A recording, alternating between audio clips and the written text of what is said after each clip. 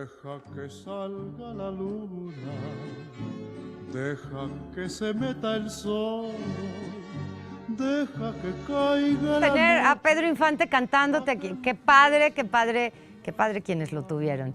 Bueno, estamos en este espacio consentido, muy contentos de recibir a Alejandra Diner. Bienvenida, hermosa. Ustedes la conocen muy bien. Ella ha estado aquí en múltiples ocasiones hablando, pues, sobre todo de ciencias de la familia. Pero hoy viene a visitarnos en su faceta de doctoranda en bioética. Así es. Gracias. Y también como académica de la Universidad Anáhuac de México. Y el tema que hoy nos ocupa es el de el útero de alquiler, útero de Subrogado. renta o madres subrogadas, como se les quiera llamar. Que, si nos explicas brevemente cómo es. Claro que sí, es un tema bien, es complicado, muchas veces se presta a confusiones, ¿no? En ciertos temas, pero en México se ha tomado ya como un tema, imagínate, Pita, de explotación de mujeres con fines reproductivos. Claro. Y ahorita te voy a platicar un poquito del tema. Sobre todo, todas las personas que estamos pensando siempre en el derecho de la mujer, bueno, este es un tema que nos tiene que mover, ¿no? Porque no es un tema de altruismo como se pensó en principio de los años 70, cuando se descubre también la técnica de fertilización in vitro, en donde dijimos los seres humanos, mira, puedo crear humanos en un vidrio, ¿no? Porque literal, los gametos sexuales o la semillita del papá y la semillita de la mamá, pues los ponen en un vidrio, en una caja de Petri, o antes se decía en una probeta, y ahí se fusionan los gametos, se les pone así como energía, pues, y se hace un bebé. Y lo tienen que implantar rápidamente en el útero, ¿no? ¿Lo explicamos un poquito más? O sea, Sí. toman un óvulo, toman un espermatozoide, los unen en un, pues en un vidrio de ensayo, ¿no? Y después, ya que están unidos, entonces los implantan en el útero de una mujer. Así ¿Correcto? es. Que puede ser la madre biológica o no. En el caso de... No, esto es, o sea, como es la técnica, ¿no? Y a partir de esto, de repente se empieza a hablar de las madres de alquiler, que empezó con la idea de que sea altruista, ¿no? Por una mujer que tuvo una placenta acreta, ¿no? Que de repente tuvo un bebé y perdió todo lo que es su útero, entonces ya no va a poder tener bebés, pero sí tiene sus ovarios. Entonces, bueno, le sacan los ovarios, ¿no? Los óvulos, los fusionan con el gameto del papá, etcétera, y hacen lo que te acabo de decir, pero en otra mamá porque ya no tiene útero, ¿no? Okay. Lo que pasa es que hay variantes, ¿no? Entonces, el variante es vamos a suponer, una pareja que no podía tener bebés o que no podía concebirlos. Te lo voy a decir, porque hay la forma que se llama heteróloga y la homóloga. La homóloga es de que tú eres la mamá, ¿no? La que quiere contratar el servicio, que tú eres la solicitante, y tu pareja. Entonces, ustedes son los solicitantes. Pero ustedes no tienen gametos, por alguna razón, buenos, ¿no? O sea, gametos son las semillitas que yo les digo para que se entienda bien, espermatozoide y el óvulo, ¿no? Y entonces hay unos terceros, ¿no? Que son el donador de gametos sexuales masculino y la donadora de los óvulos, ¿no? Entonces, ya se vuelven 4. Si te fijas, o sea, son los 2 solicitantes y los 2 donadores. Y luego está el quinto, que es la mamá, que va a ser, bueno, y no podemos decirle mamá, sino va a ser la gestante, ¿no? Que es la mamá que está prestando su vientre para que ahí se implante este bebé. Okay. Y habría otro más en el asunto, que es el esposo de la señora que está prestando su vientre, que sucede muchísimo. Entonces, si tú te fijas, hay 6 implicados con un bebé. Entonces se vuelve como un circo.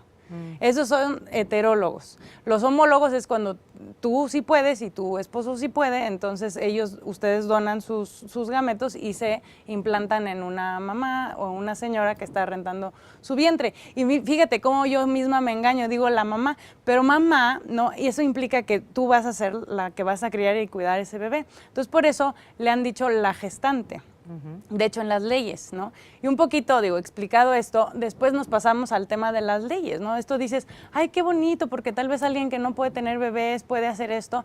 Y dices, a ver, ¿qué está pasando, no? En México, por ejemplo, la legislación está totalmente congelada, ¿no? Cuando estaba Marcelo Ebrard de jefe de gobierno, se intentó en la 4ª legislatura, si mal no recuerdo, después pasó la 5ª legislatura, no pudieron y entonces se quedó en lo que se llama la congeladora, ¿no?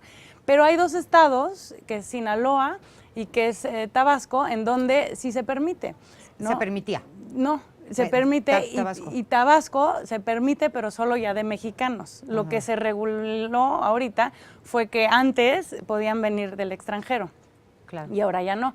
¿Y por qué? Porque se estaban explotando a nuestras mujeres que estaban en situaciones vulnerables y entonces por dinero ellas son capaces de rentar su vientre, ¿no? Que esto es por lo que se llama explotación, ¿no? De mujeres con fines reproductivos. Claro. A ver, aquí el tema es que alguna persona, por ejemplo, yo podría decir, oye, tú no puedes yo me hago cargo, o sea, yo me encargo de gestar a tu bebé. A este bebé en el momento en el que nazca, ¿no? En ese mismo momento ni lo veo casi, te lo entrego, porque esto es parte mucho que tiene que ver con el tema de te puedes llegar a encariñar con un bebé, ¿no? Entonces, te lo entrego, yo ya no me enteré, me das mi dinero y una familia feliz, una persona feliz con su dinero. Suena muy bonito, pero somos personas, no somos objetos. Y lo que está sucediendo en esto es que se está volviendo un tema de mercantilismo.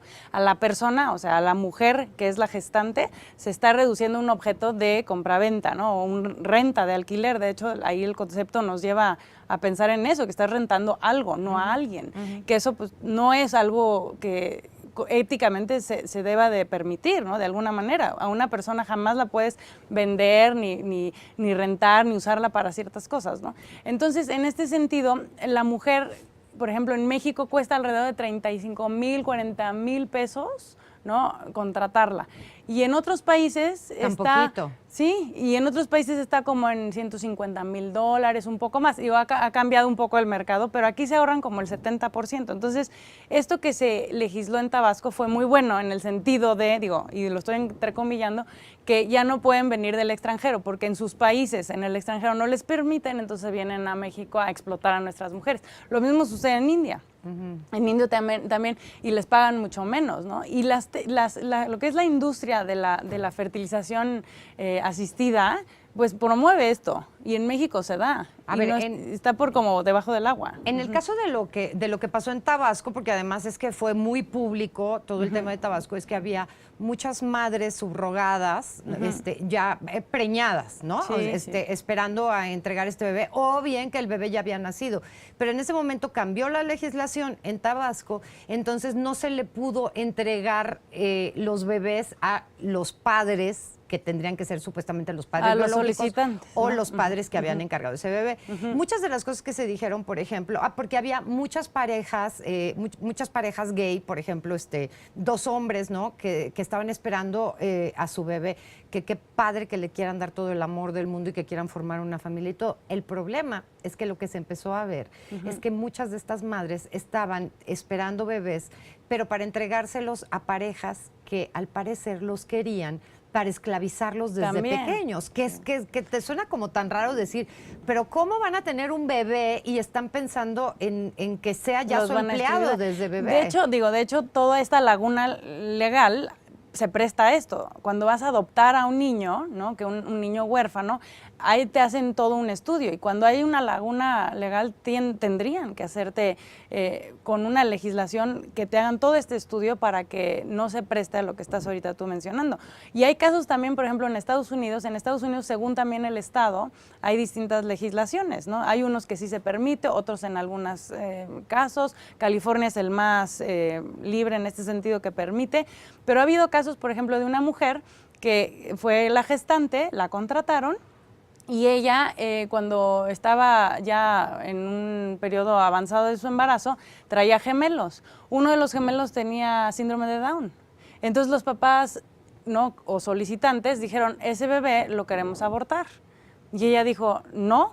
Y entonces se cambió de estado, se escapó y dijo, yo apelo a mi derecho a la privacidad, que es la enmienda número 1 de la Constitución de Estados Unidos, que es la que avala el tema del aborto allá, pero aquí lo avaló en el sentido positivo de vida, y dijo, yo lo protejo porque nadie se mete con mi cuerpo. Entonces, ¿te imaginas el rollo? Qué difícil, sí, ¿no? ¿Te imaginas qué difícil que tú prestaste tu vientre o lo alquilaste, como quieras, y que de repente resulta que son dos? Uno viene bien, el otro viene con algún problema, y que los papás papás solicitantes te digan, no, pero nada más nos Ya no vamos lo a quedar quiero. con el que está bien, que Sí. es terrible. Y ella se quedó con el bebé y así hay varios casos, no es aislado. Hay otro caso, por ejemplo, que unos papás franceses decidieron solicitar a una mujer gestante en Estados Unidos, nace en Estados Unidos y cuando entran a Francia, el niño o niña no era francés y no le permitieron que fuera francés porque la madre, en realidad, y ya digo la palabra madre,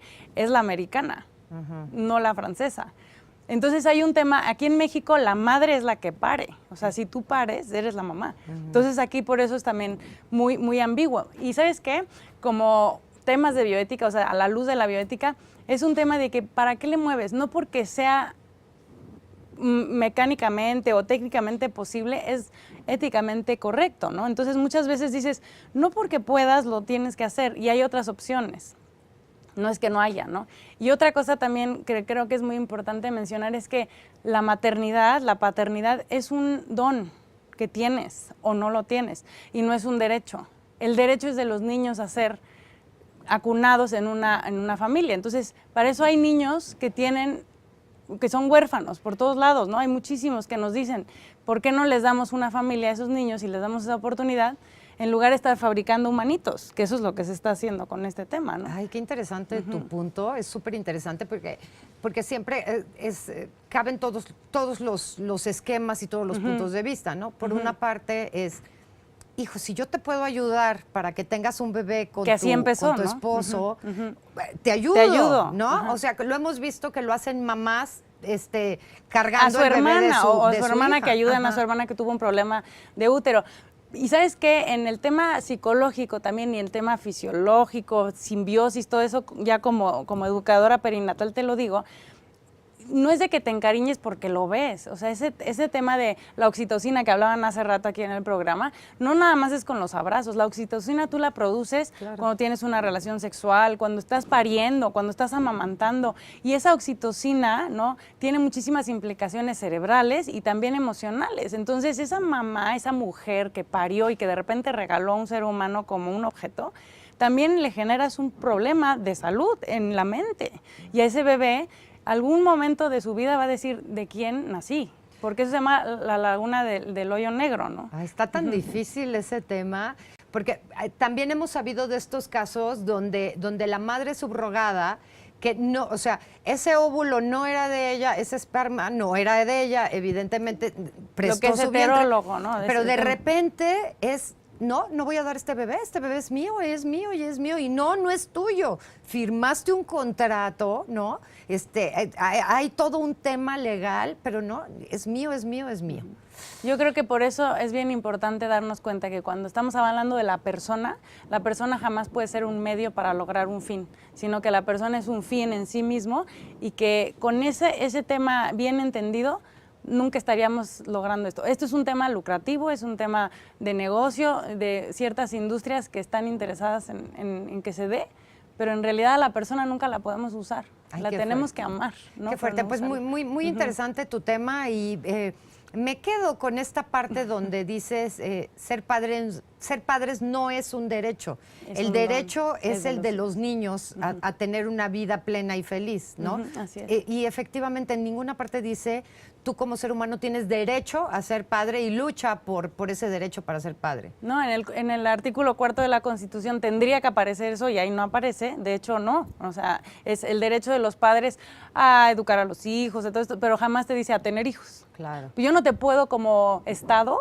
otorgarte ese derecho. Ay, no puedes tener hijos, Pita, entonces mi obligación no es y es un caso que se dio en Costa Rica también. Sí. O sea, hay muchísimos casos al respecto, ¿no? Ahora, pues la invitación es para que se acerquen al DIF. En el DIF hay tantos niños necesitados, de todas las edades, necesitados de una casa, necesitados de unos padres que los amen. Y son muchos ya los que están siendo adoptados, cada vez están más flexibles, digamos, en el tema de la adopción. Sí se hace mucho una investigación para saber con quién va a quedar esos niños. Sí. Alejandra Diner, gracias por traernos este tema y por traernos esta